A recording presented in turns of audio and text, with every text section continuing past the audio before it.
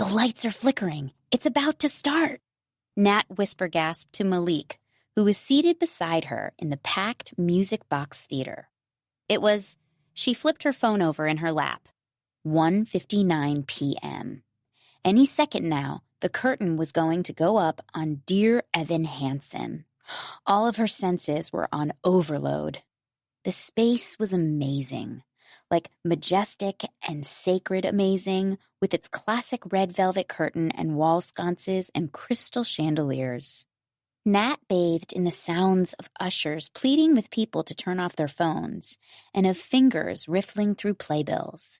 She soaked in the smells of cherry-sucking candies and old lady perfume. She felt the AC tickle her arm hairs straight, and the coziness of sitting beside Malik warm them right down. Was this real life? Was she really in a Broadway theater? The lights flickered again, and startled, she slammed her head into Malik's summer blazer.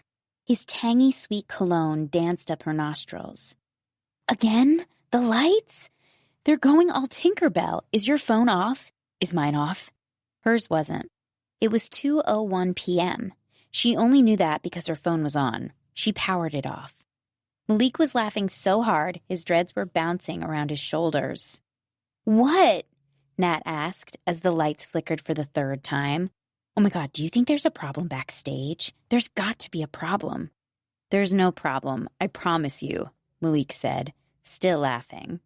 Most shows, they start like 7 minutes late, just to make sure people who are in the bathroom or buying M&Ms for $20 have time to get their butts in their seats. Oh. Relieved, Nat released her grip on the wheels of her wheelchair. Eliza. Dang, I can't believe you're about to see your first Broadway show. He made his hands into a tunnel for secrets. I mean, I can, because you're making it obvious, but... I know, I've been waiting for this moment since I was like 7.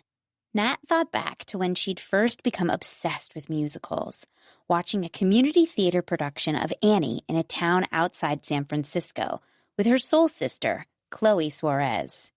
After the show, she'd bought a curly red Annie wig with her birthday money and spent hours belting Tomorrow to her bed full of dolls she'd cast as orphans.